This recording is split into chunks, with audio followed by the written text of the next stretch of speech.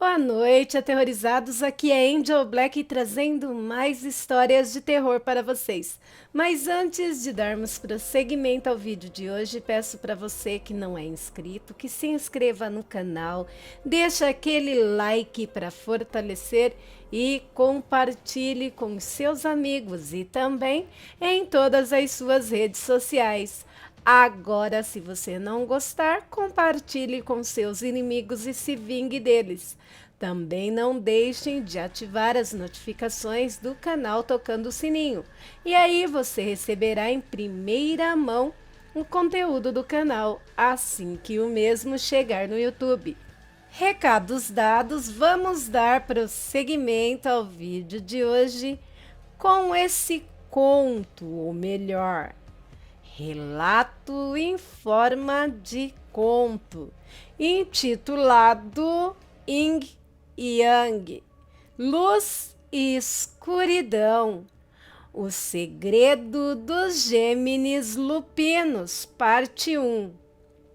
No mês de julho, em algum lugar perto da Serra Gaúcha, no ano de 1977. 5 horas da manhã, chuva fina e um frio, sensação térmica de -0.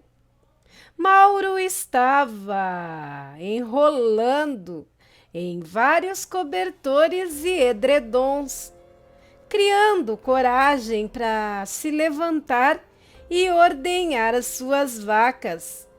De repente, trim, trim, oh, o despertador.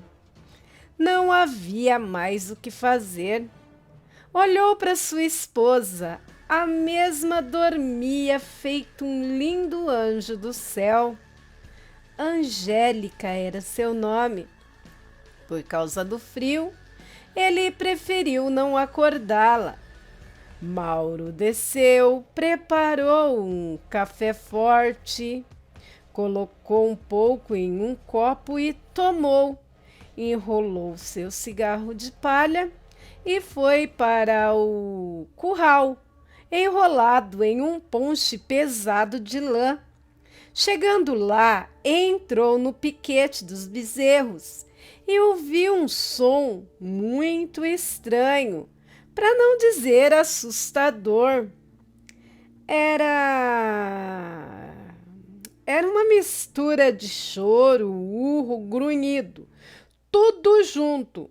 Ele não sabia dizer, ou melhor, não sabia naquela época. Ainda não sabia. Seu instinto de sobrevivência dizia para ele correr, mas a sua curiosidade era maior do que seu medo. Ele começou então a procurar de onde vinha aquele som grotesco.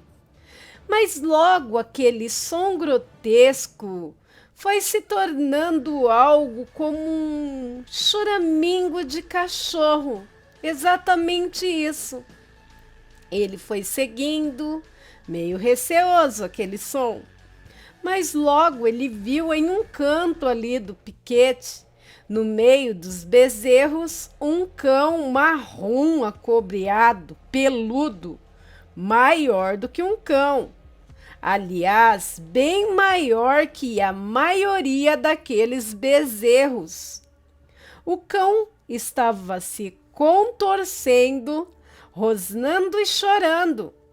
Onde se via aquele enorme cachorro, a luz do curral clareava um pouco, e ele notou que aquele animal sangrava muito e não conseguia se mexer muito. Deixa eu explicar.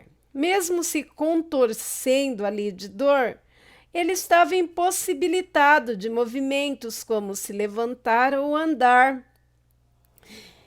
Ele olhou para Mauro, o ser olhou para Mauro, com aqueles olhos brilhantes, como duas pequenas bolas de fogo azul.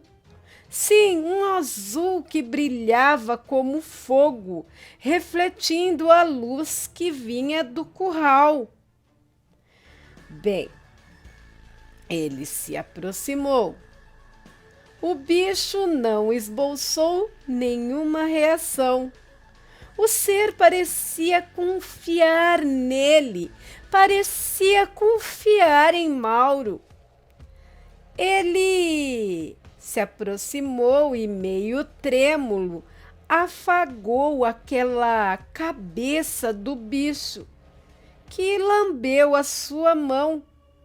Logo ele viu que aquele ser tinha sido baleado e estava perdendo muito sangue. Ele tirou seu ponche de lã, como eu disse no início do relato, que era bem grande e pesado, e pressionou contra os ferimentos e saiu correndo para casa aos gritos, acordando Angélica para ajudá-lo. Colocou água para ferver. Angélica pôs algumas tesouras na água fervendo e também outros instrumentos para tentar ajudar. Eles também pegaram alguns lençóis, toalhas e cobertores e correram de volta para o curral, onde aquele cão choramingava sem parar. Do nada, aquele ser começou a se contorcer de novo e a convulsionar. Os ossos começaram a estralar de maneira estranha e pareciam mudarem de lugar. O bicho urrava e grunhia. Os pelos caíam do corpo como que por mágica, e logo no lugar onde antes tinha um enorme cão, naquele momento tinha uma jovem mulher. Como ele não notara, como eles não notaram, que o ser era uma fêmea, e o pior de tudo ainda estava por vir. A mulher tinha 3 balas de calibre 38 alojadas no corpo, uma no ombro e 2 no tórax. E não para por aí. A mulher estava em trabalho de parto. Ela gritava de dor e logo nasceu o bebê. Mauro tentava estancar inutilmente o sangue, enquanto Angélica amparava o bebê. Enquanto se esvaía em sangue, aquela mulher que outrora era um cão pedia, pelo amor de Deus, que sumissem com seu corpo e protegessem seu bebê do demônio. Ela implorava para que o casal prometesse proteger o bebê a qualquer custo. Na hora, o casal prometeu, meio a contragosto, apenas para acalmá-la. Ela pareceu se acalmar, mas logo ela deu mais um urro e mais um bebê veio ao mundo. Enquanto Angélica amparava o segundo bebê, perguntou-lhe seu nome, só que não obteve resposta. Ela queria que a pobre licantropa visse seus bebês. Ela levou os 2 e colocou ao lado da mãe. Os primeiros raios de sol começavam a raiar no leste e refletiam uma última vez naqueles olhos azuis. Ela olhou para os bebês e uma lágrima rolou. Ela sorriu. com aqueles lábios brancos como um papel, creio que por falta de sangue no corpo, e pronunciou com muito esforço: meus anjos, Ariel, Micael, proteja-os. Eu imploro, proteja-os. Depois disso, ela desfaleceu e deu o seu último suspiro, que foi suave. Ela parecia uma boneca de cera, tão linda, tão jovem, e já se findara sua vida. De repente, se ouviu barulhos de cavalos. Mauro saiu correndo até a porteira ali da mangueira que cercava o curral. Eram alguns peões de uma grande fazenda que ficava ali pelas redondezas. Eles perguntaram a Mauro se estava tudo bem por ali, se por um acaso não havia tido nenhum ataque de animal selvagem contra as criações do sítio. O que Mauro respondeu que não. Eles ainda perguntaram, meio desconfiados ou querendo esconder algo, se não tinha acontecido nada de estranho naquela madrugada, ou se Mauro tinha ouvido alguém ou algum barulho estranho ali na propriedade. Mauro notou que eles estavam fortemente armados. Ele logo entendeu do que se tratava, o que estava acontecendo ali, mas se fez de desentendido e perguntou: o que está acontecendo? E os peões disseram que era melhor que ele não soubesse, pois ele não acreditaria mesmo. E deram meia volta com os seus cavalos e saíram trotando e galopando, desaparecendo na estrada lamacenta. Naquele momento, Mauro suspirou fundo e entendera tudo o que estava acontecendo. Por mais surreal que parecesse, naquele momento ele entendeu. Ele agradeceu aos céus pelos bebês não terem chorado. Angélica levou os gêmeos para dentro da casa, os limpou e depois ela e Mauro lavaram e vestiram a jovem mãe falecida. Por não saberem seu nome, eles de comum acordo resolveram chamá-la de Linda, pois era uma das mulheres mais lindas que eles já viram em vida.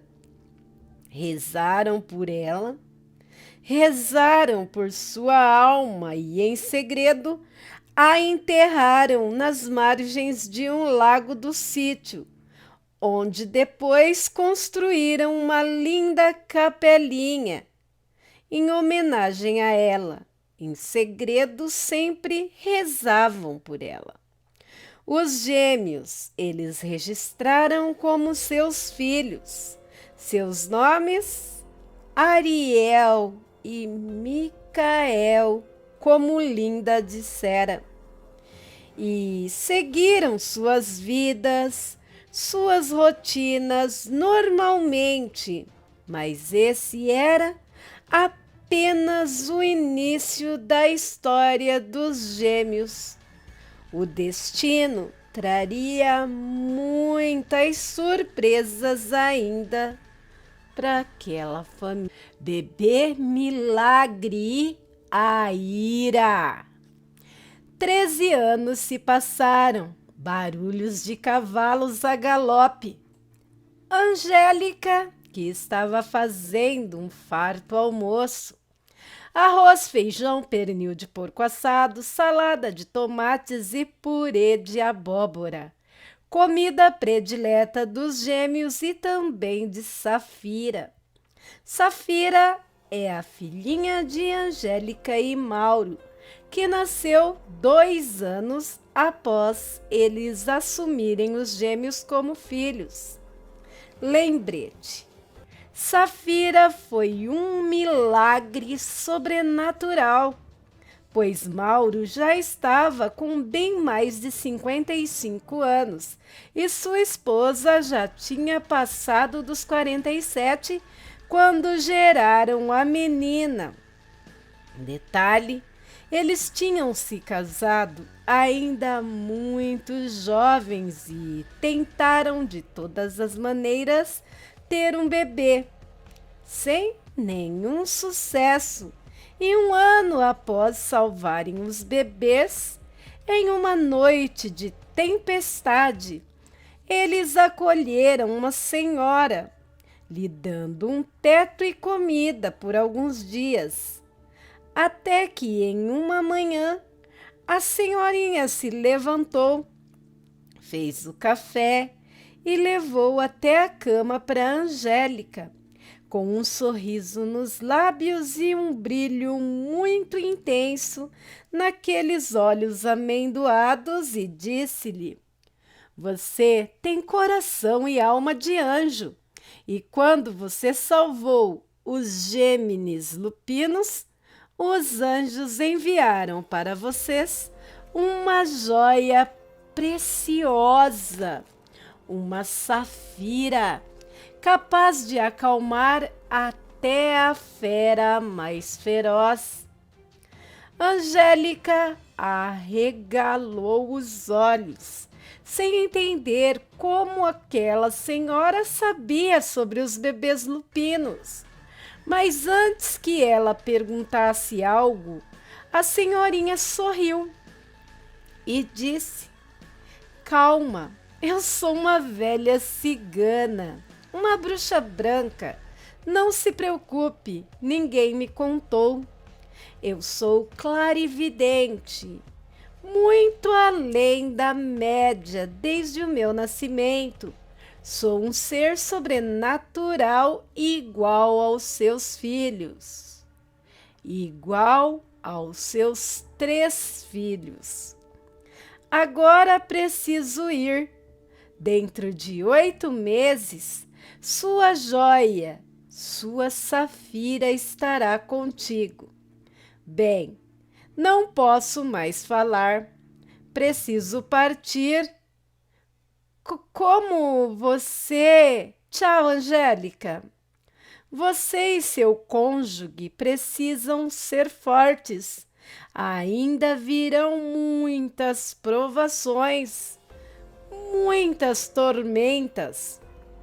Angélica tentou falar algo, mas suas pálpebras foram ficando pesadas e ela apagou. Quando ela finalmente acordou, Dona Esmeralda já tinha partido.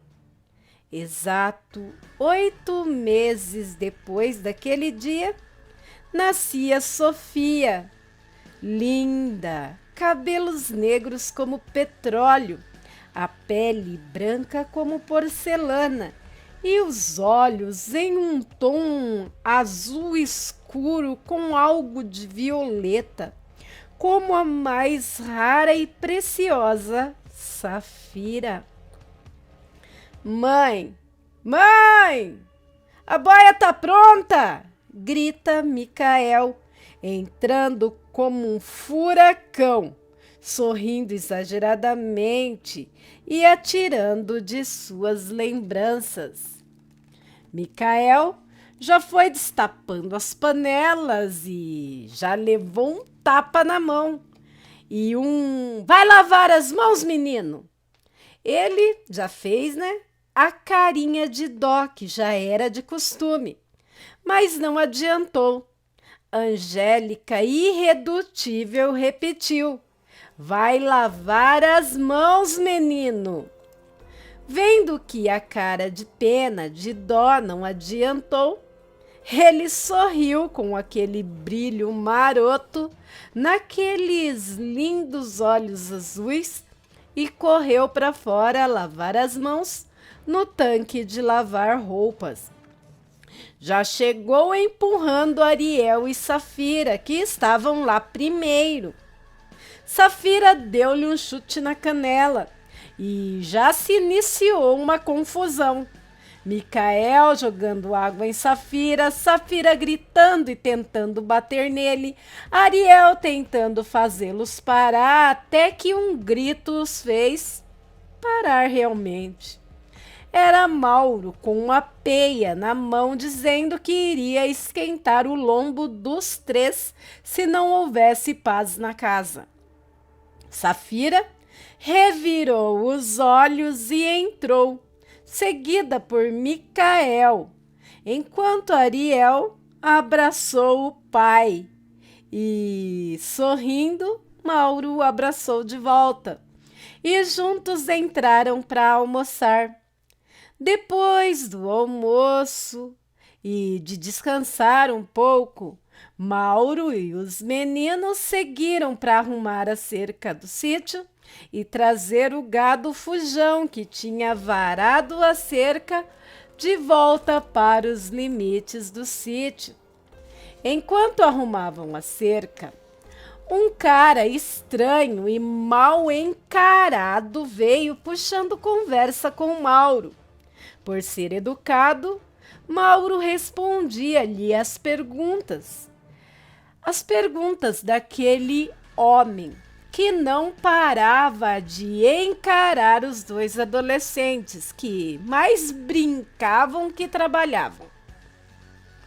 O homem, em tom de brincadeira, de deboche, perguntou como ele conseguia saber quem era quem.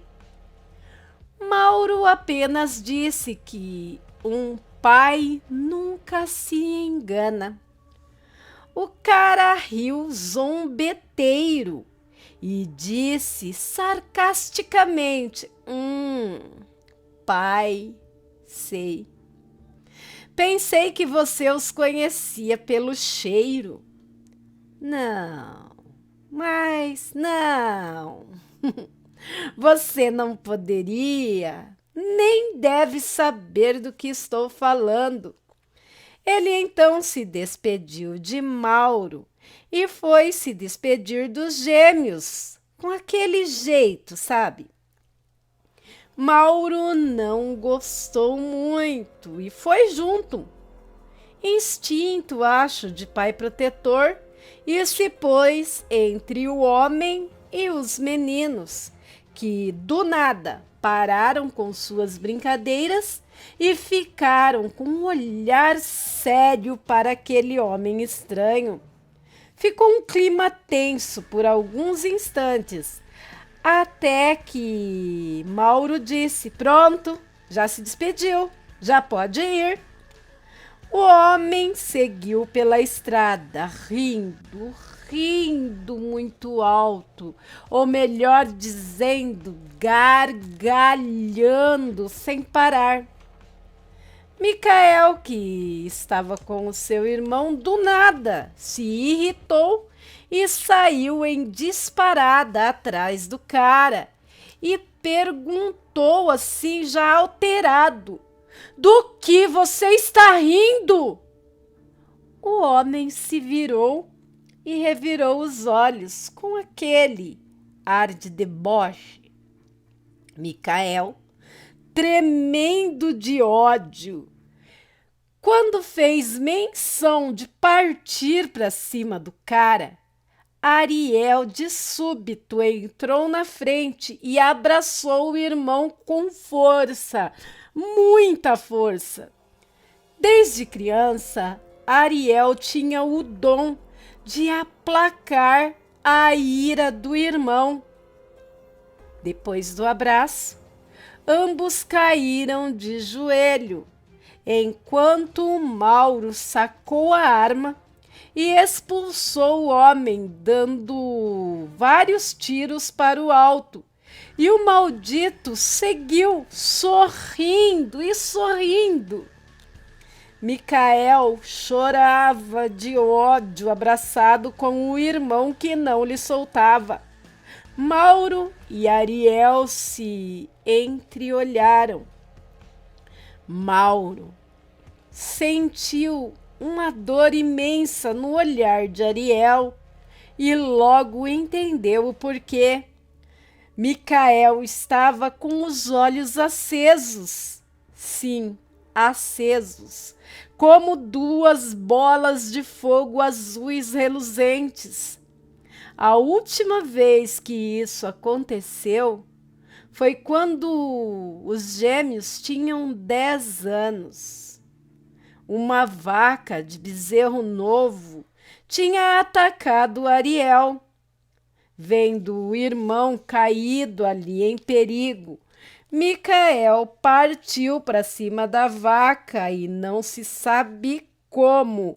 Aquele garoto, com apenas 10 anos, estripou a vaca. Ele perdeu totalmente o controle. Depois estripou também o bezerro. Ele estava fora de si, coberto de sangue. Mauro tentou pará-lo e foi lançado para longe. O menino parecia ter a força de 2 ou 3 homens adultos e a ferocidade de um animal selvagem. Tinha virado um animal irracional e, rosnando, seguia em direção ao pai. Logo Ariel saltou entre os dois e abraçou o irmão com tanta força que suas unhas chegou a cortar as costas de Micael e ficava dizendo em seu ouvido: Miki, é o papai. Miki, eu estou bem. Miki, você está bem. Nós estamos bem. Respire, Micael, respire. Micael, quando voltou a si, se deu conta do que tinha feito. E pior, se deu conta também do que iria fazer. Ele então largou Ariel e correu para o seu pai. Ficou de joelhos e disse em prantos: Pai, perdão. Eu sou um monstro, pai. Eu sou um mau. Eu sou um monstro assassino. Olha o que eu fiz. Mauro olhou para aquele menino coberto de sangue e vísceras, com lágrimas nos olhos, e o abraçou.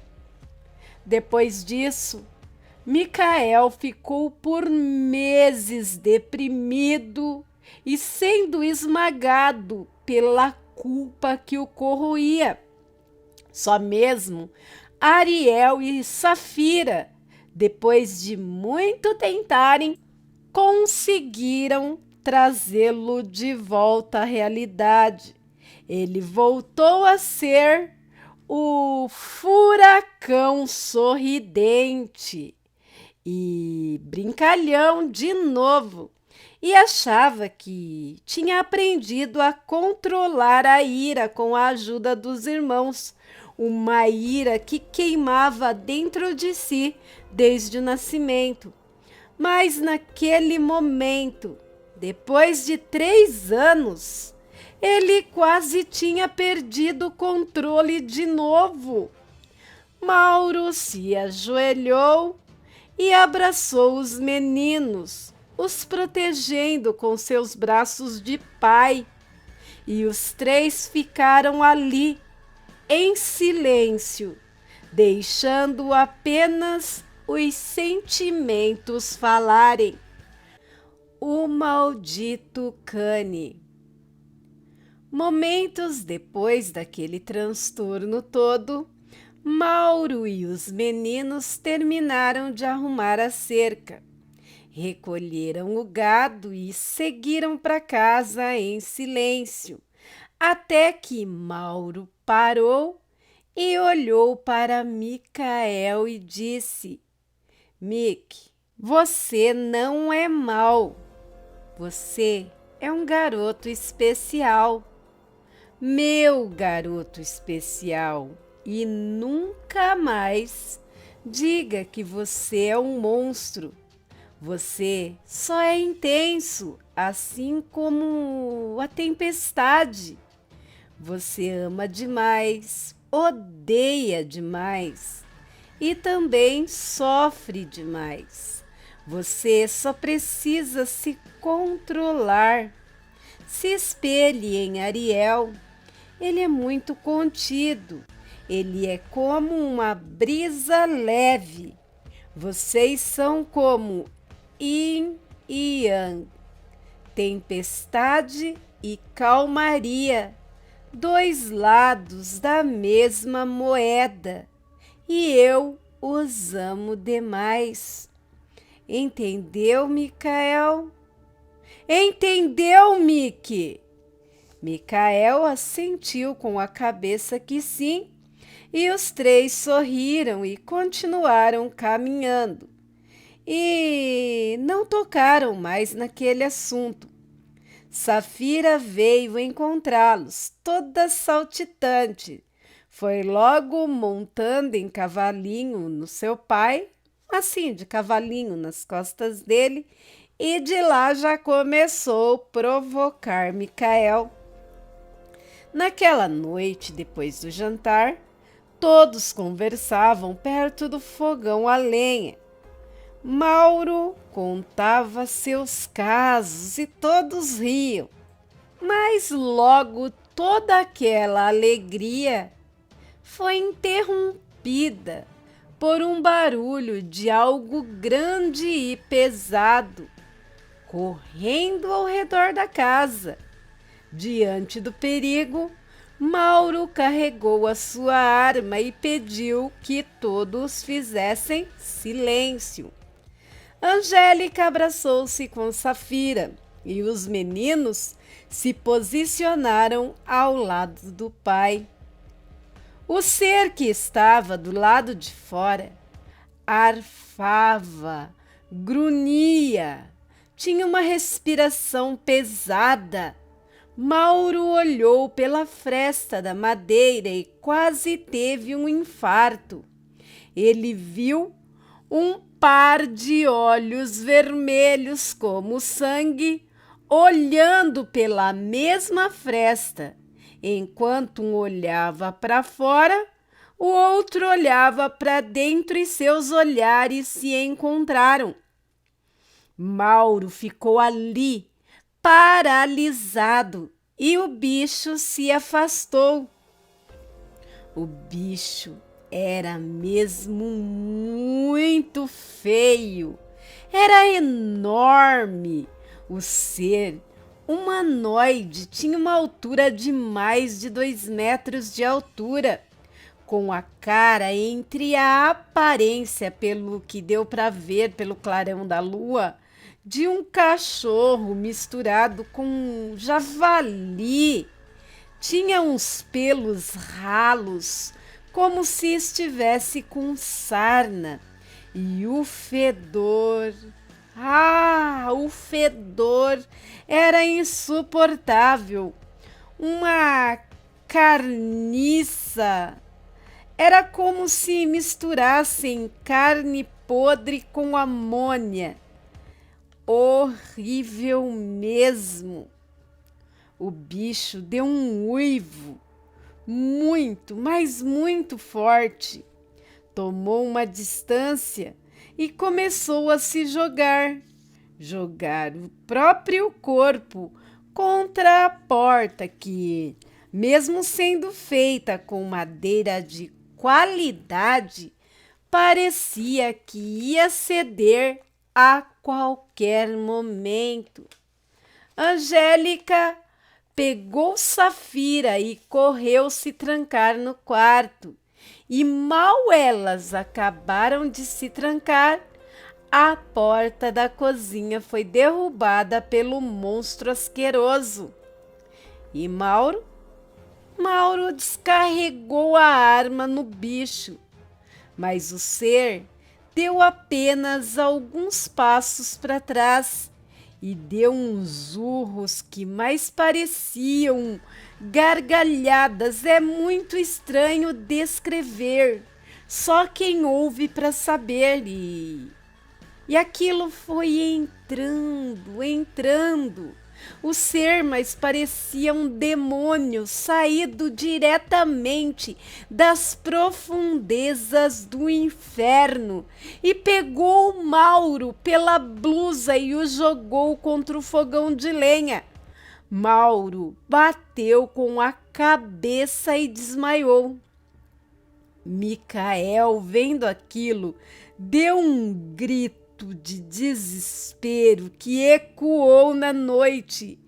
Ele saltou sobre o bicho, seus olhos faiscavam de ódio e entre berros e urros ele deixou que sua ira explodisse como nunca antes. O ser grotesco jogou para longe, mas o mesmo caiu em pé e voltou a atacar. Ele sentia muita dor, os ossos estralavam, a boca sangrava como se algo se rasgasse dentro dela, mas a adrenalina e a ira contida dentro dele não o deixava parar por causa da dor e também não o deixava parar de atacar a fera. Ariel via seu irmão transformando-se em um ser quase igual àquele monstro, só que diferente ao mesmo tempo. Ele parecia mais uma mistura de lobo muito peludo e ser humano. Só que a fera parecia ter dominado Micael, que já não parava mais de atacar e ser atacado. Era pelo, sangue, pedaços de carne voando para todos os lados. Duas bestas feras que só parariam quando uma delas finalmente morresse. Se Mickey matasse o bicho, a culpa de tirar uma vida, principalmente uma vida, digamos, humana, mesmo que sobrenatural, humana, o consumiria. Mas e se aquele monstro matasse seu irmão? Aquele sentimento de dor e medo fez a garganta de Ariel secar, o seu coração acelerar. De repente, ele sentiu dores atrozes que pareciam lhe dilacerar de dentro para fora. E ele também começou a se transformar em uma fera, idêntico a seu irmão. Só que, ao contrário de Micael, ele manteve a consciência e a calma. E enquanto o bicho estava focado em matar o seu irmão, ele saltou como um predador direto na garganta do bicho com unhas e dentes, separando a cabeça do corpo e atirando longe. Micael, em estado bestial, atacou seu irmão com toda a fúria. Ariel não queria feri-lo, tinha medo de matá-lo, mas não tinha como pará-lo sem pôr em risco sua vida, pois ele estava muito ferido e mesmo assim não parava de atacar e atacar para matar. Ariel, que era muito contido, estava começando a sentir um medo terrível do desfecho daquele embate. Qualquer um dos resultados possíveis não era favorável. Mas logo ouviram uma voz linda, doce, pedindo para que Micael parasse. Angélica, vislumbrando aquela cena, desmaiou. Não aguentaria perder nenhum de seus filhos. Mas, ao ouvir a voz de veludo, Ariel viu que era Safira. Ela tinha agora total controle sobre Micael, que foi até ela como um cãozinho dócil e deitou aquela enorme cabeça de lobo em seu colo e desfaleceu enquanto ela falava com ele e acariciava seus pelos todos grudentos de sangue, que foi voltando devagar à forma humana. Ariel respirou aliviado e também destransformou-se. Correu para o quarto, vestiu um calção e trouxe um calção para Micael. Depois deu um jeito de acordar sua mãe e seu pai. Micael estava gravemente ferido e Ariel só tinha algumas escoriações. O maldito Cane era o homem estranho daquela tarde.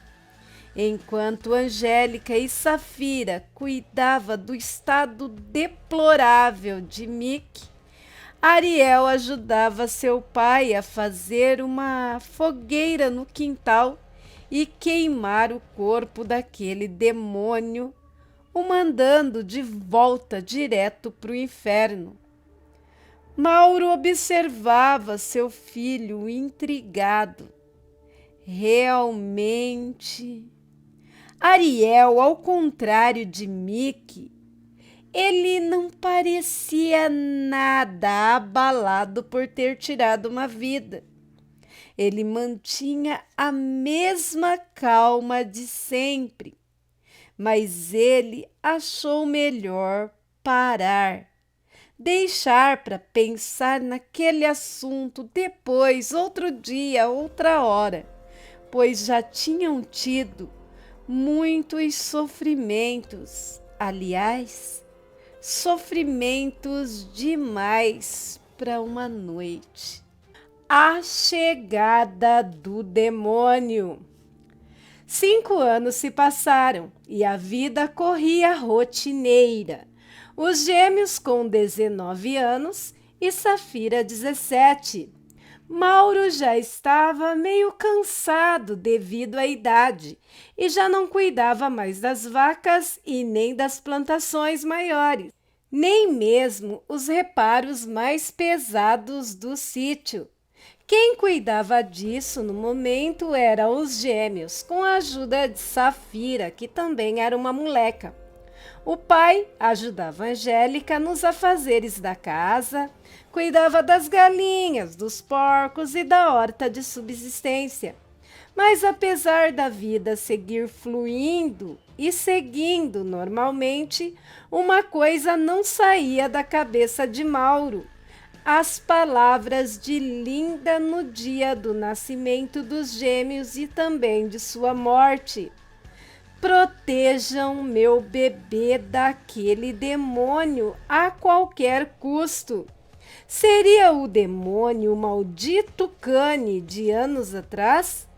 Ou tinha mais coisa ainda que eles não sabiam? Angélica falava para ele ficar calmo, que as tempestades já haviam passado. Mas Mauro parecia pressentir alguma coisa no íntimo de seu coração, no íntimo de seu ser. Micael e seus irmãos estavam se preparando para seguir de volta para casa, depois de mais um dia duro de trabalho. Montaram os seus cavalos e seguiram. Safira, como sempre, perturbando a vida de Mickey, enquanto Ariel, sempre sério e calado, parecia estar sempre pensativo. E dos 3 irmãos, Ariel era o único solteiro. Os outros 2 estavam noivos já e tinham até planos de casarem-se no mesmo dia. Os 3, de repente, pararam, se olharam e fizeram um juramento de nunca, nunca se separarem. Todos concordaram e seguiram para sua casa. Era aquela noite uma noite de lua cheia, ou seja, seria noite de correr e caçar no bosque que ficava nos limites do sítio, perto do lago. E como sempre, Safira ia com eles, para garantir que Mickey não perdesse o controle e não atacasse humanos ou animais nas criações vizinhas. E assim fizeram. A noite chegou e lá foram eles. Era até bonito de ver. 2 enormes lobos negros caçando e correndo, enquanto um deles era montado por uma garota. Os pobres javalis não tinham a menor chance e assim varavam a noite caçando, correndo e se divertindo. O dia estava quase nascendo e os lobos começaram a retomar a forma humana. Safira jogou um borná com suas roupas ali perto deles e seguiu para o rio, em direção à capela. Afinal, ela não queria ver os irmãos pelados. Lá ela encontrou uma senhorinha adormecida. E mesmo achando estranho aquela anciã em suas terras, ela foi se aproximando. Afinal de contas, aquela senhoria poderia estar precisando de ajuda. Safira a sacudiu gentilmente.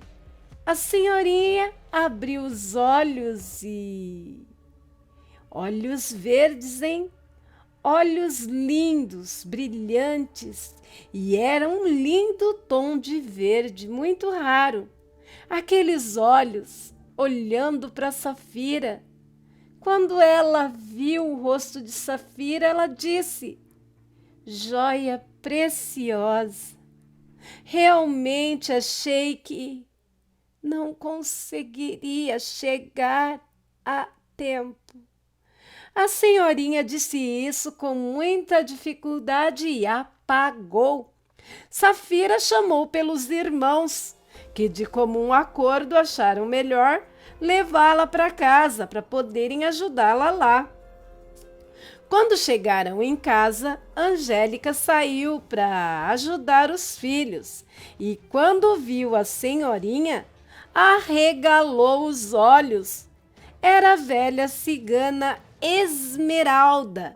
E mesmo tendo passado quase 18 anos desde seu último encontro, a mesma não tinha envelhecido nenhum dia. Colocaram a senhora na cama confortavelmente e ficaram no aguardo da mesma acordar. O que aconteceu apenas já de tardezinha. Angélica estava a seu lado quando ela acordou. Estava aguardando. A velha Esmeralda olhou para Angélica e disse: cadê seu esposo? Angélica disse que o mesmo estava na cidade fazendo compras. E seus filhos, onde estão? Na lida, disse Angélica. Assim que Angélica respondeu, a senhorinha começou a chorar e a dizer: não, eu não cheguei a tempo. Eu já devia saber que o destino não se pode mudar. Angélica não sabia o que fazer e, apavorada, perguntava o que estava acontecendo, sobre o que a senhorinha estava falando. E a senhorinha disse: acho que ainda dá tempo. Corra, me deixe aqui e tente encontrar seus filhos. Não importa o que aconteça, não voltem hoje para essa casa. Angélica tentou ajudá-la a se levantar para levá-la junto, mas a mesma disse que não daria tempo, senão seus filhos e maridos chegariam na casa. Mas logo se ouviu um ranger do portão e os cachorros começaram a latir. Esqueci de mencionar aqui que Safira tinha 8 cães pastores, pois ela resgatou uma velha cadela abandonada que estava prenha e a mesma pariu 7 cãezinhos, que naquele momento eram 7 enormes cães, junto com a mãe, 8. E Safira e os gêmeos amavam muito aquela matilha. Voltando ao relato, os cães latiam freneticamente. Angélica se levantou e a velha cigana disse: não, não abra! O demônio chegou! É tarde demais, não abra, anjo! Os cães continuavam a atacar e logo ela ouviu barulhos de vários cavalos e achou que estes eram seus filhos vindo da lida e fez algo inesperado. Ela abriu a porta e o que ela viu a deixou assustada. Ela viu os cães rasgando, dilacerando um homem que estava no chão perto do portão se debatendo.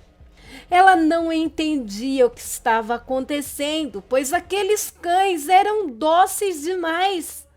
Porém, ela nem teve tempo de concluir seus pensamentos.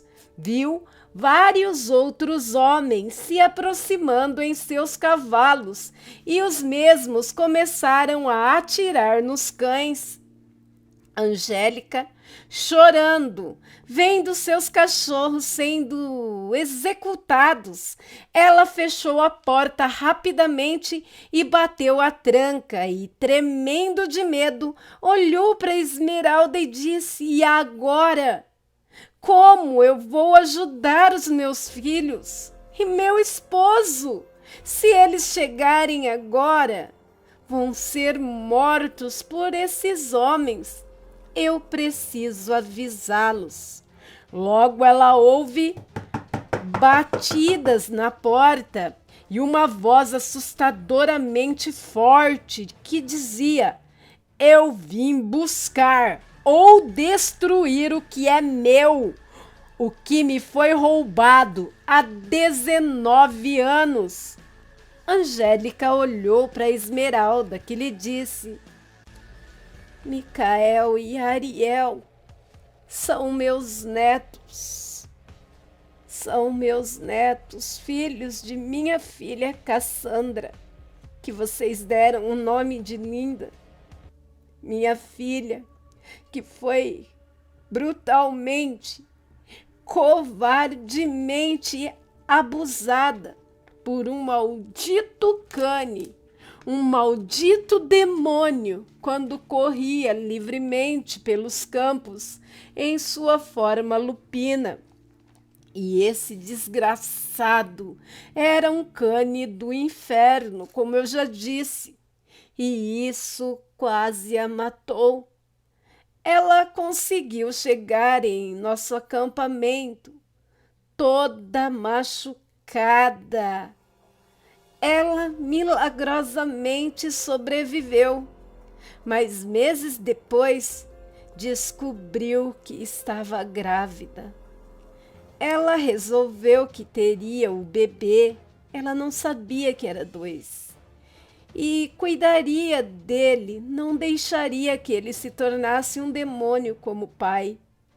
Mas na noite do parto ela enlouqueceu, se transformou em fera bestial e seguiu o cheiro do maldito para matá-lo. Eu tentei detê-la, mas não consegui. Como eu disse, ela estava em estado bestial.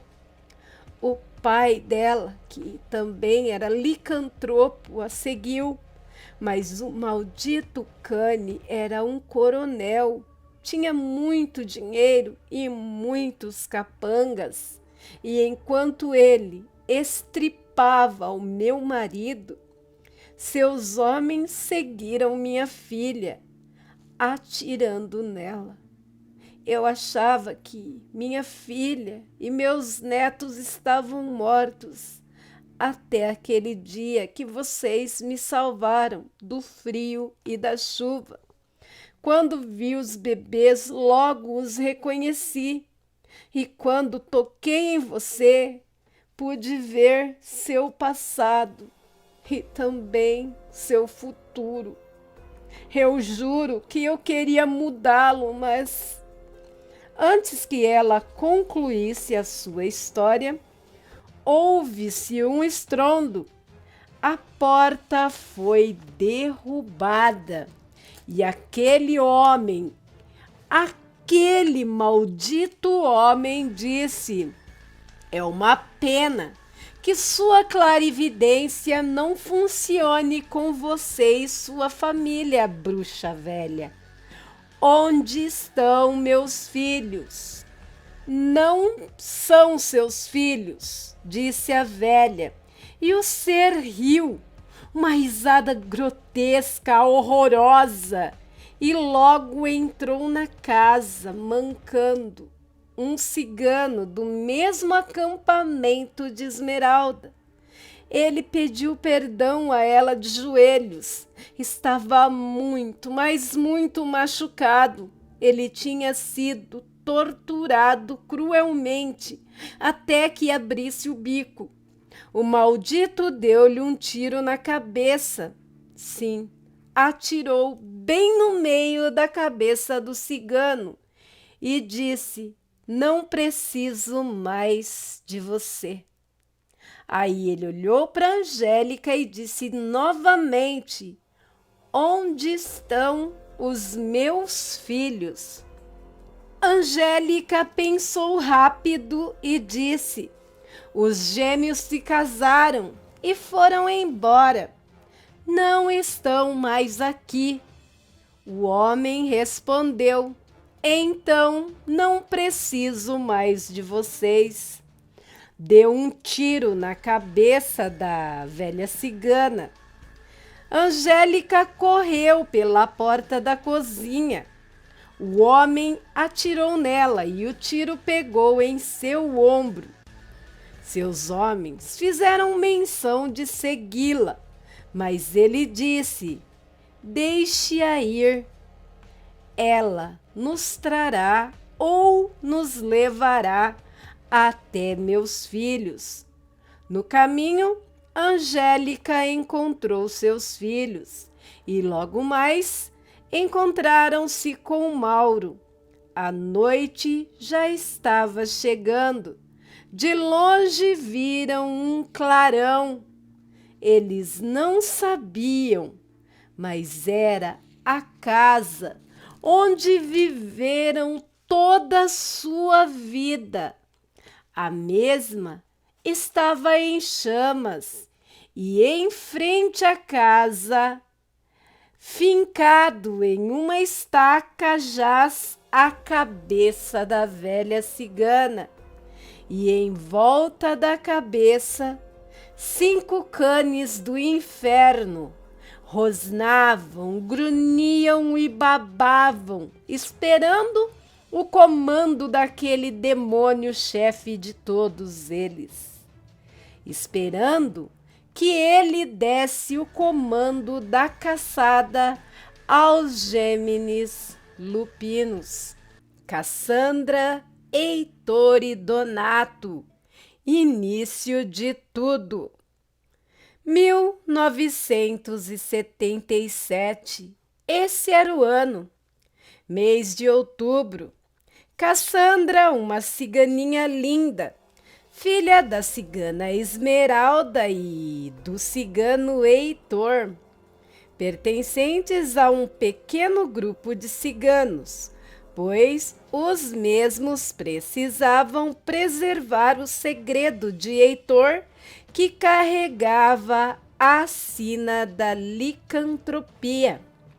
Esmeralda foi mãe tardia, já com mais de 45 anos, pois ela e seu marido Heitor não queriam passar a maldição para frente. Mas o destino não recebe ordens de mortais e já tinha feito suas próprias escolhas. E assim, Cassandra veio ao mundo. Quando estava com os seus 14 anos, Cassandra ativou a sina. E mesmo não tendo consciência quando transformada, sua mãe e seu pai sempre a alimentavam e ela saía correr com o seu pai. Mas Heitor já era um lobo velho e, às vezes, quer dizer quase sempre, não conseguia acompanhá-la, pois ela era recém-transformada, jovem, cheia de energia e etc. Sempre que eles saíam para correr, Esmeralda ficava aflita, pois mesmo ela sendo clarividente de um nível bem superior, ela não conseguia ver nada sobre sua própria vida e também sobre a vida de sua família. Nem na leitura de mãos e tarô, ela não conseguia ver nada claramente, principalmente sobre Cassandra. E para ela isso era torturante. Bem, até que chegou outubro do ano de 1977, como iniciamos o relato de hoje. Heitor estava acamado e eles estavam acampados em um local afastado de tudo, com matas densas para todos os lados. Heitor quis montar acampamento ali, pois era época de lua cheia e Cassandra teria por onde correr. Esmeralda sentia uma agonia terrível em seu coração. Ela implorou para que Heitor corresse com Cassandra, mas o mesmo mal podia se levantar. Então ela resolveu fazer um chá de ervas bem forte para fazer com que Cassandra dormisse e assim ela ficaria no acampamento. E assim Cassandra fez. A menina tomou o chá e logo adormeceu. Mas mesmo com Cassandra dormindo, com pés e mãos amarrados, Esmeralda não conseguia dormir. A lua cheia já brilhava no céu.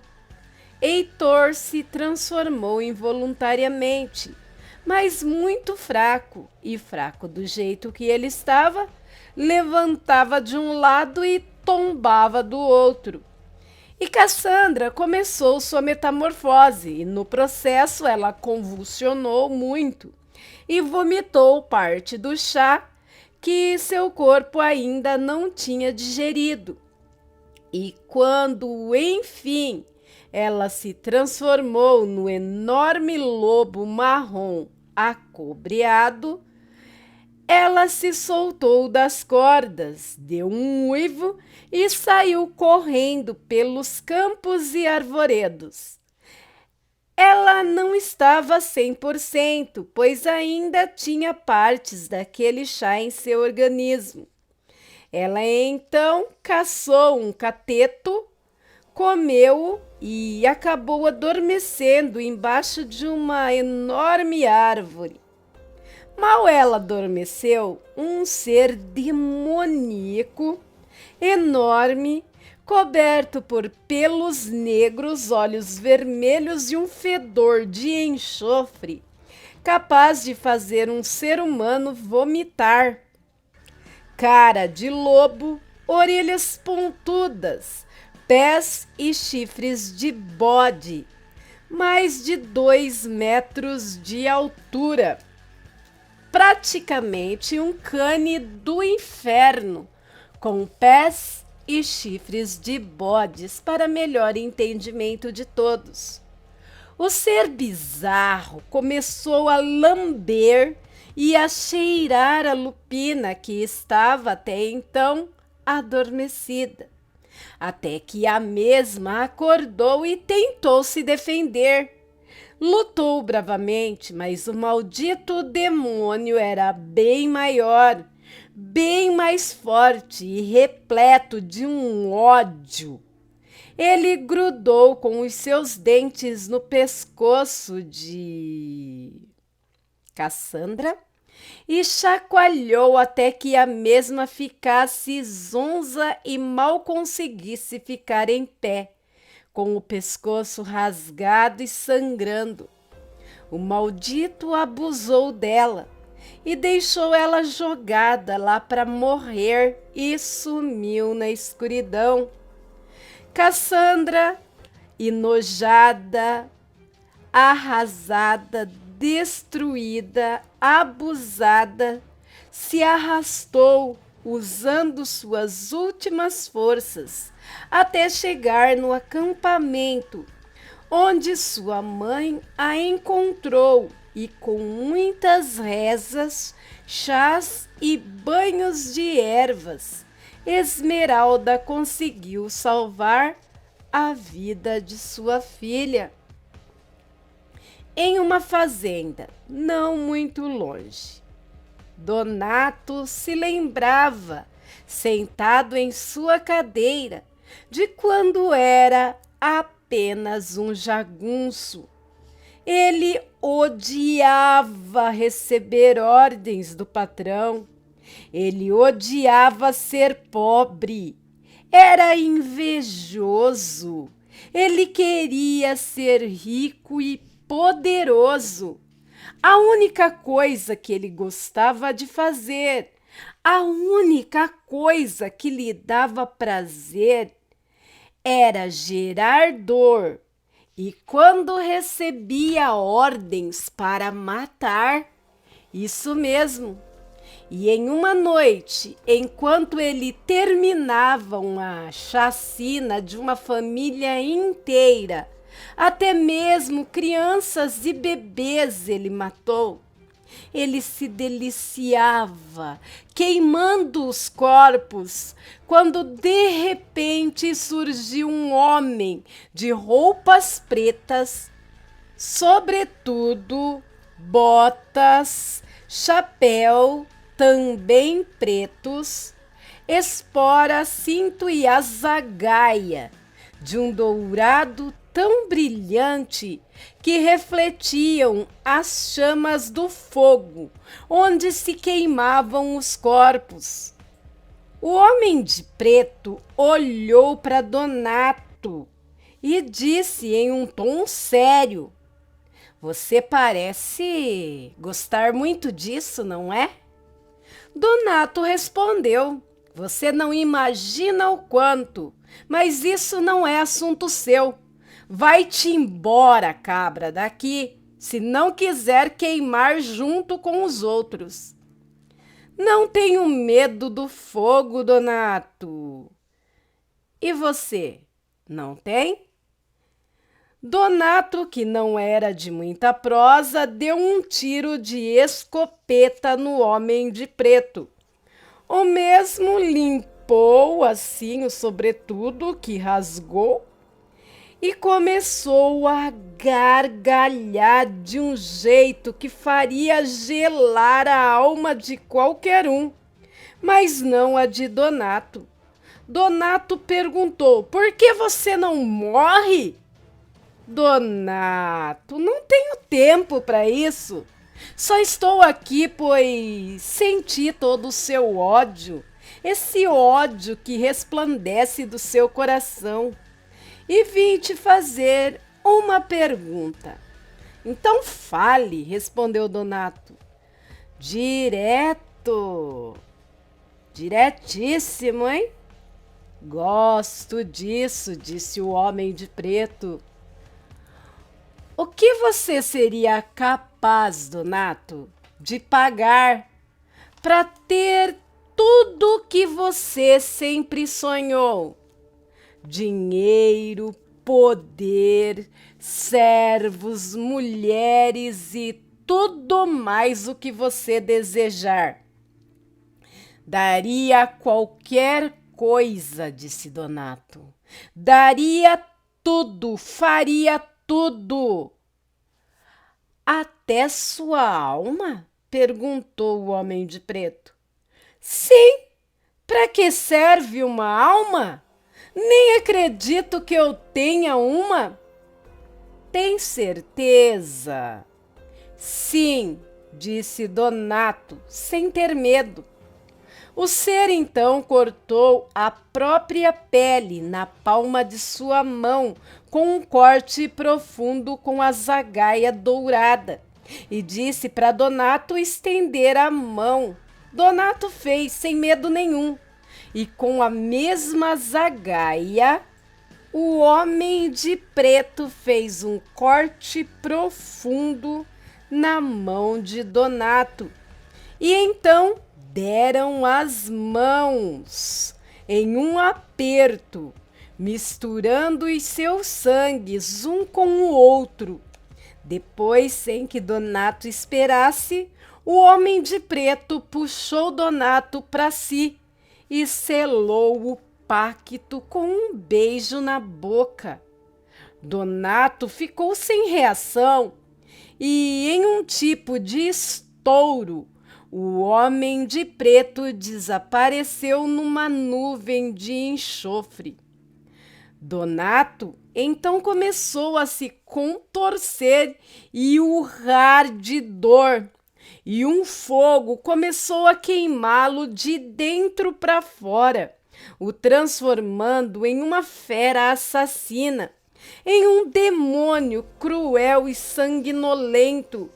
Não perdia a consciência quando se transformava, mas o seu prazer em causar dor e tirar vidas aumentou consideravelmente. Se antes ele já era uma besta fera, imagine agora com tanto poder. Já naquela semana, a fera matou toda a família do seu patrão, só deixando viva a esposa do homem. Depois, na forma humana, consolou e casou-se com a viúva para depois matá-la e assim ficar com tudo que antes era do seu patrão. Ele foi repetindo a história e também atacando fazendas como a fera demoníaca e depois, em forma de homem, a comprava a preço de banana e assim se tornou muito rico e poderoso. E enfim chegou aquele dia fatídico, quando ele, em suas matanças, quando voltava, encontrou um ser dormindo embaixo de uma árvore, um ser que ele julgou ser igual a ele, e acasalou-se com o ser, mesmo à força. Mas como ele machucou, feriu demais o outro ser, ele pensou que a fêmea estava morta. Então, era melhor esquecê-la e ir embora. Então, Donato tomou um trago de sua bebida e acabou adormecendo ali em sua cadeira.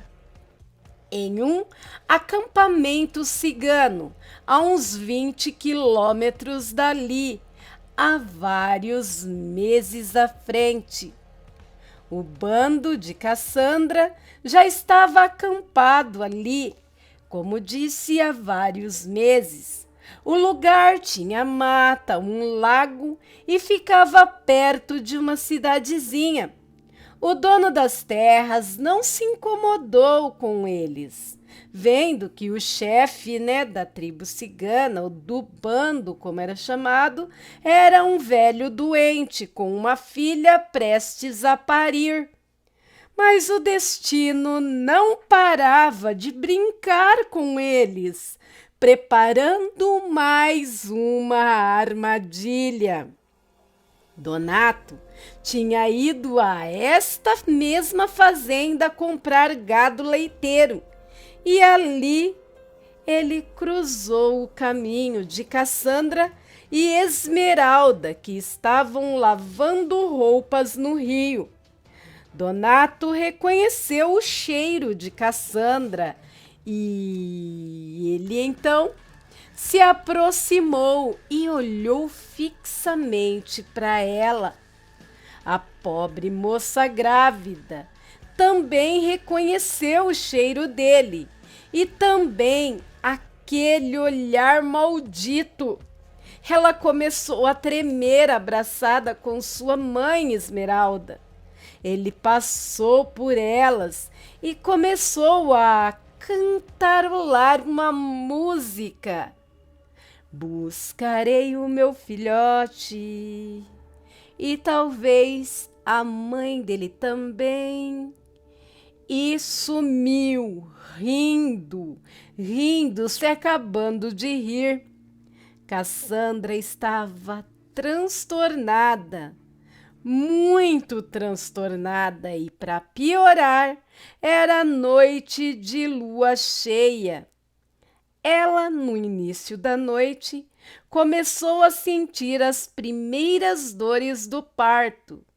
E ainda para piorar muito mais, ela começou sua metamorfose também e disse para sua mãe, aos gritos de dor: aquele demônio não vai levar o meu bebê.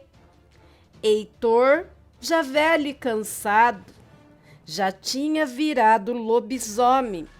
No intuito de proteger a filha, se adiantou.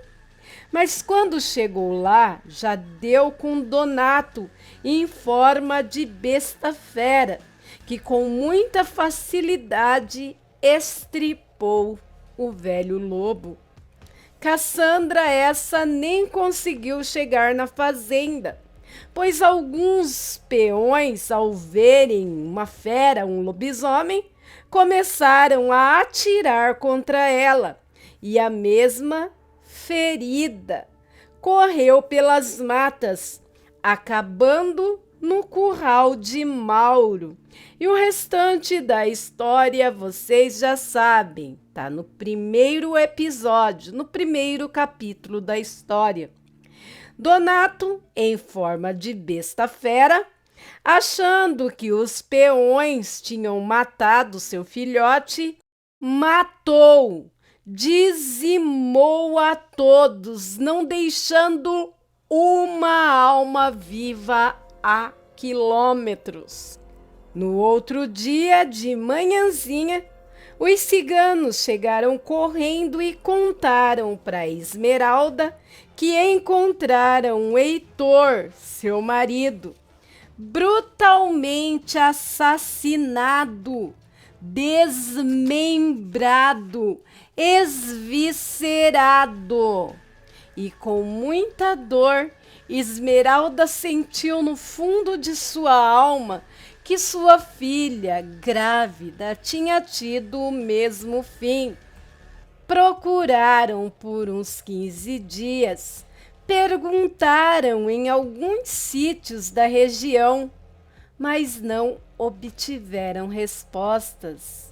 E não obtendo as respostas, seguiam caminho levantaram um acampamento e foram para outro lugar. Um ano depois, como estavam acampados ali pelas redondezas, Esmeralda começou a andar sem rumo.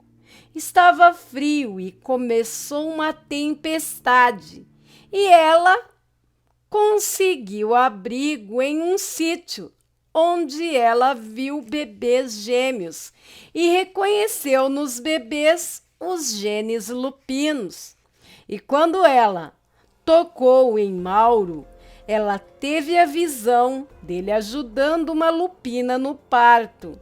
E quando tocou em sua esposa, sentiu um bebê sobrenatural a caminho.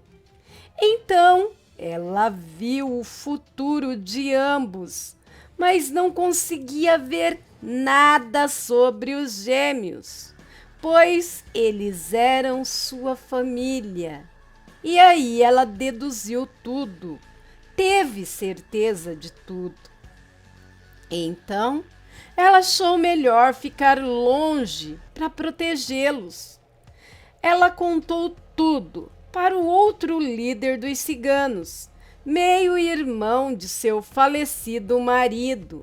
A esposa do mesmo ouviu e acabou soltando a língua com as amigas em um armazém enquanto compravam comida. E um dos empregados de Donato ouviu. E comentário vai, né? Eles acharam que era invenção de cigano, pois era uma história fantasiosa demais.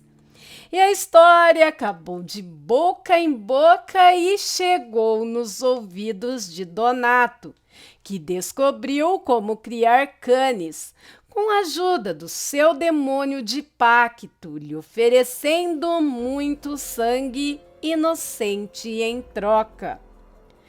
18 anos depois, Esmeralda teve um pesadelo com Mauro, Angélica e a Safira, o bebê milagroso. Coisas horríveis em seu pesadelo, mas não via nada dos gêmeos, só uma mancha branca, um ponto de interrogação. De manhã, quando ela acordou, tinha um agito no acampamento. 3 ciganos com as gargantas cortadas e tinham levado seu cunhado, o qual ela tinha contado toda a história. E aí então ela entendeu tudo. Pegou um cavalo e seguiu até uma rodovia. Lá ela pegou um ônibus até a região onde só tinha estrada de terra. Desceu do ônibus e seguiu a pé onde morava Mauro e Angélica. Seguiu andando até a capela, a pé. Mas ao chegar lá, ela perdeu as forças e desmaiou, sendo encontrada por Safira e pelos gêmeos. O combate final. Prólogo.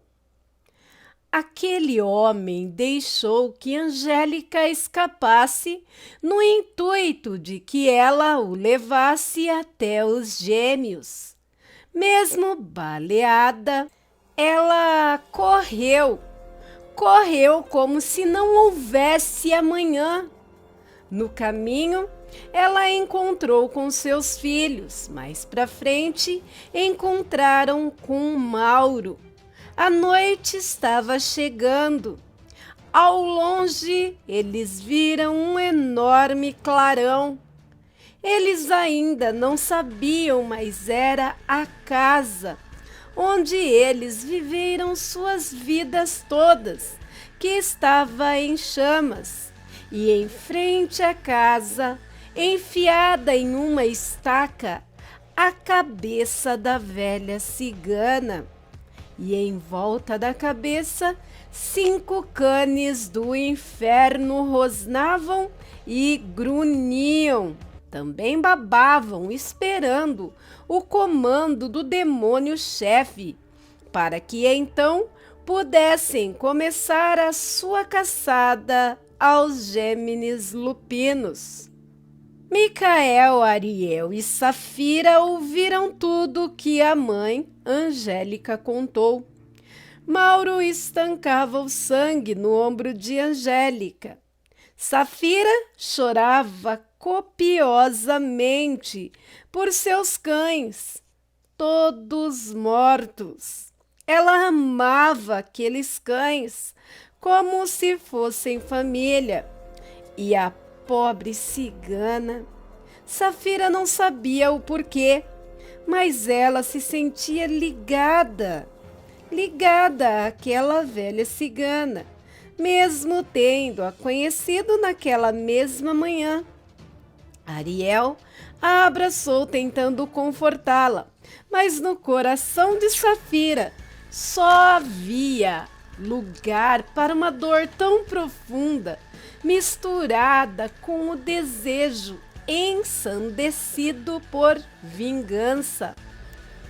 Ariel pediu para o seu pai levar a sua mãe e sua irmã Safira para um sítio de um amigo que tinha ali perto, que os dois iriam ver o que estava acontecendo com a casa deles e que eles não podiam viver fugindo para sempre. E se eles quisessem ter uma vida, teriam que encarar o demônio de frente.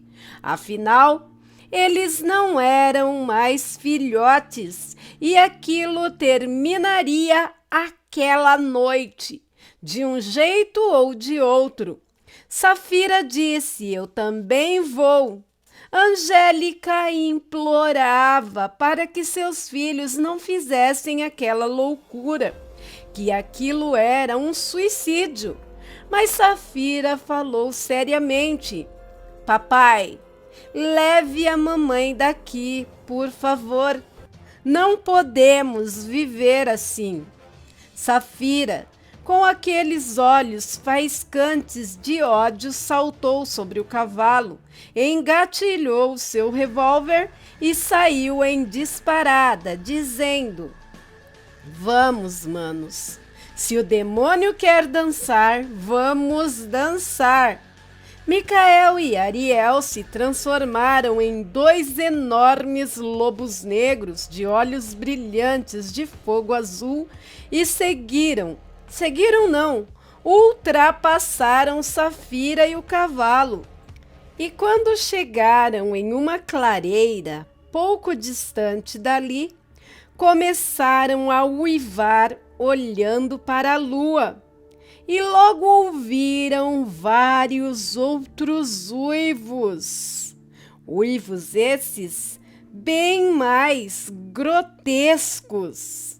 E logo a clareira estava cheia de criaturas sobrenaturais.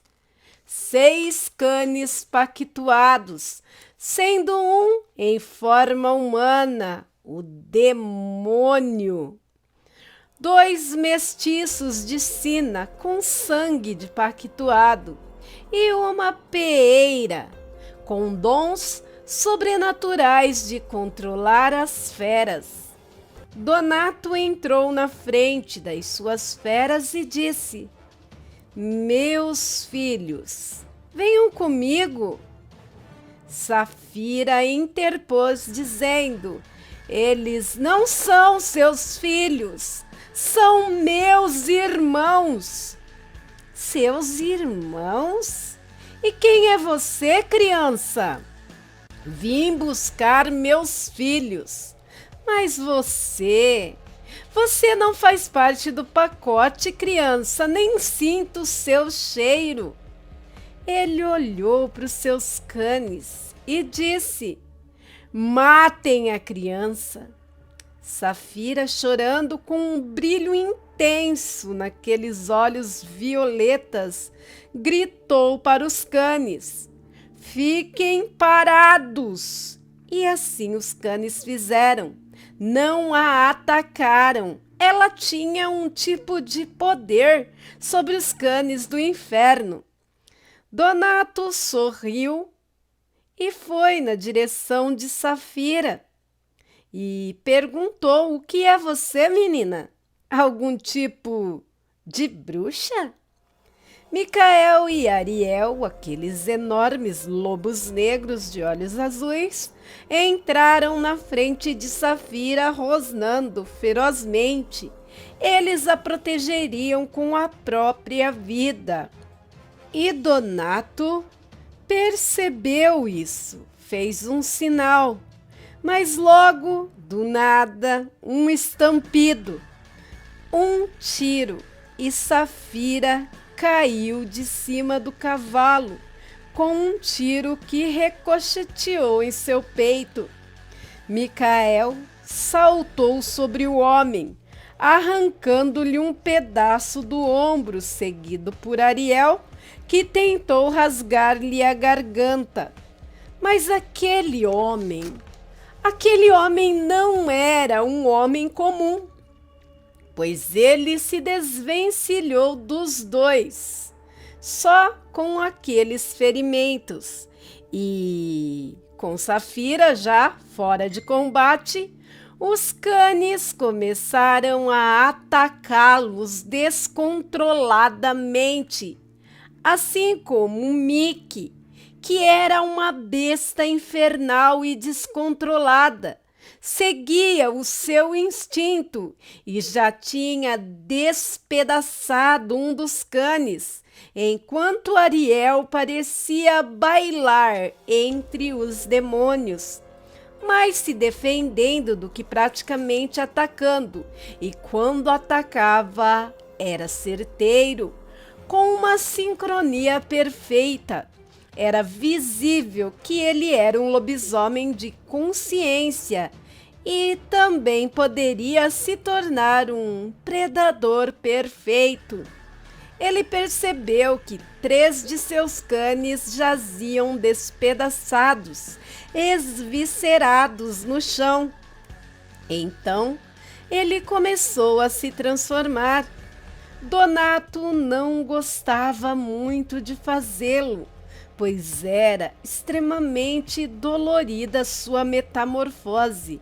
Era como se o inferno saísse de dentro dele. Então, enquanto a carnificina continuava correndo solta, ele começou a sentir um fogo queimá-lo de dentro para fora, seus ossos estralarem e mudarem de lugar, e o fedor de enxofre, carniça, cheiro de merda, algo muito nojento, fedorento demais, horrível mesmo. Logo ali estava aquele lobisomem do inferno, bem maior do que os outros e com olhos vermelhos, chifres e pés de bode. Ele focou no bestial de olhos azuis. Precisava neutralizá-lo primeiro, se quisesse derrubar o de consciência. Ele partiu então para cima de Micael, que mesmo estando muito ferido, não arregava de jeito nenhum. O demônio era notavelmente maior e mais forte.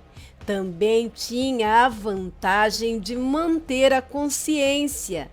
Em um dos ataques bestiais de Micael, ele enfiou um de seus chifres do lado esquerdo do abdômen de Mickey, rasgando profundamente e o jogando para longe.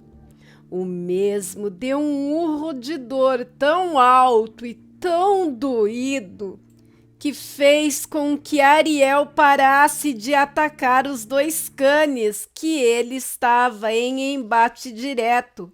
Ao ver o seu irmão tentando se levantar e não conseguindo, ali, caído ao lado de sua irmã Safira, ele notou que Mickey não conseguia se levantar.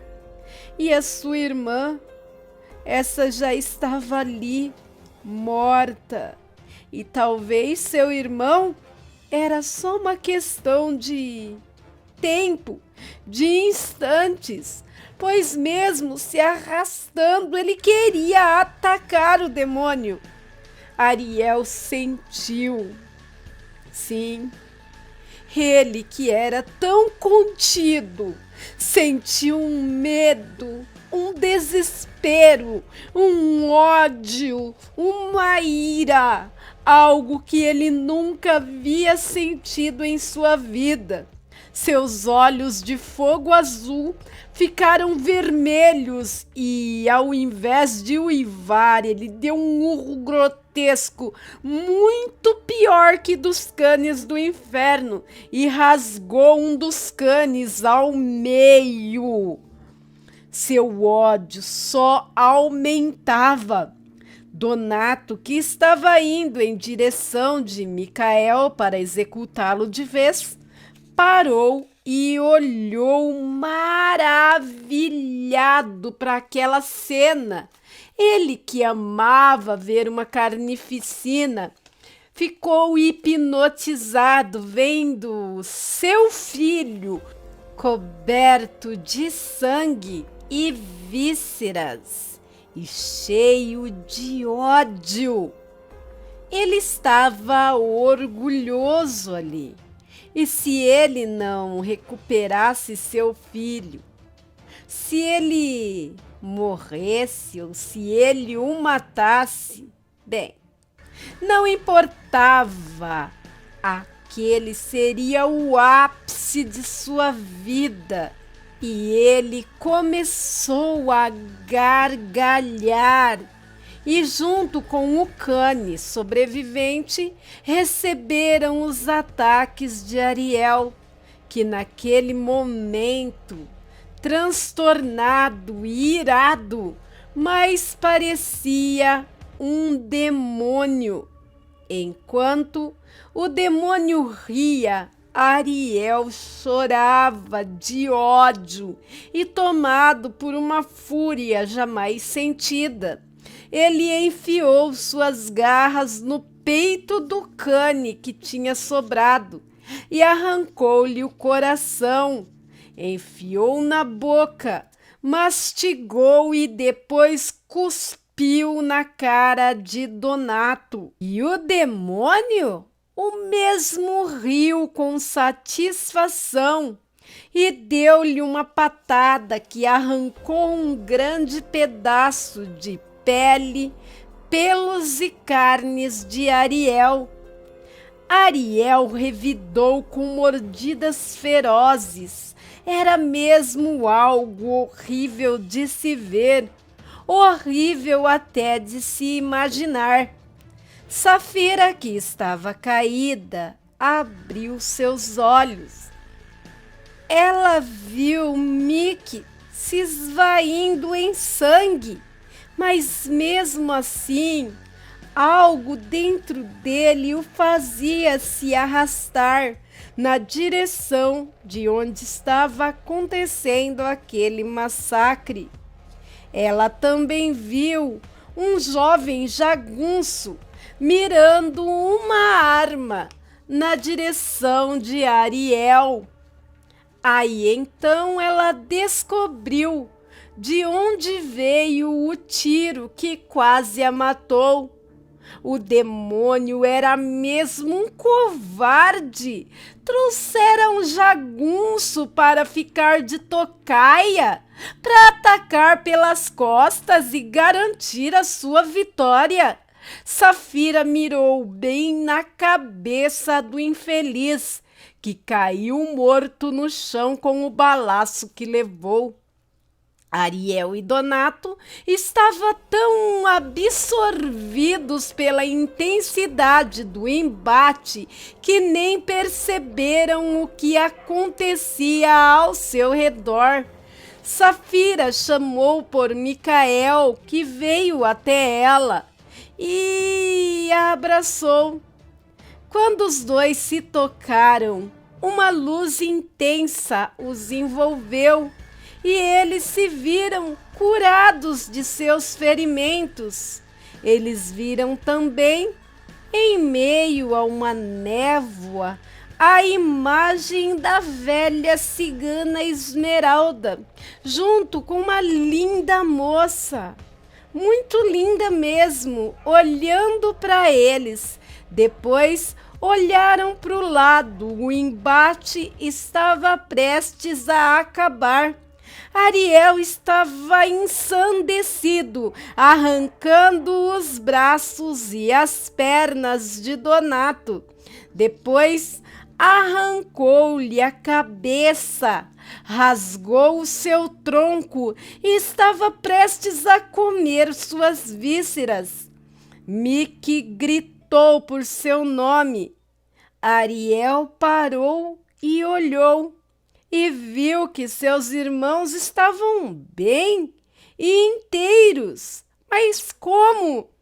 Seus olhos então voltaram ao tom de fogo azul. Ele voltou à forma humana e caiu de joelhos aos prantos. Safira e Micael foram ao lado dele e também caíram de joelhos ao seu lado. E ali o sentimento tomou conta. E os três irmãos choraram muito, enquanto Ariel, exaurido de suas forças, desmaiou nos braços de seus irmãos. Um mês depois, Mauro observa os gêmeos terminando de reconstruir seu lar, com a ajuda do noivo de Safira. Mas, como sempre, eles mais brincavam do que trabalhavam, e Mauro apenas ria. Ele estava realmente feliz. Logo chega Safira, sua mãe Angélica, a noiva de Mickey e algumas amigas, trazendo lanches para todos. De repente, Safira, abraçada a seus irmãos, olhou para todos e perguntou: "Vocês conhecem o segredo dos Gêmeos Lupinos?" Eles, assustados, achando que Safira ia soltar a língua e falar, da sina lupina.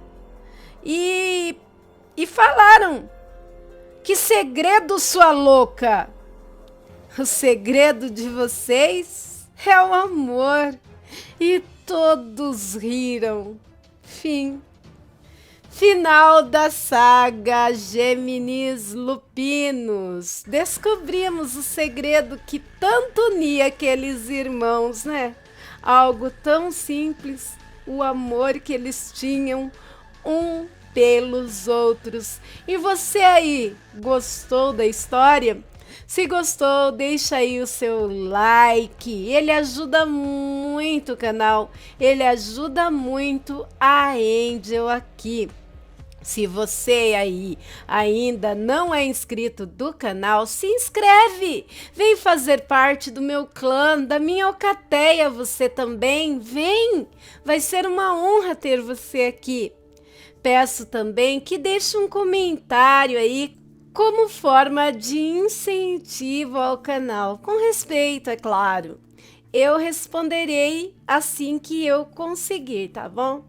Peço também que você que quer receber notificações do canal, vai lá no sininho, na opção todas e clica lá. E sempre que eu postar algo novo no Zaz, você será notificado. Todos esses passos ajudam muito o canal, todos esses passos ajudam muito a Angel aqui.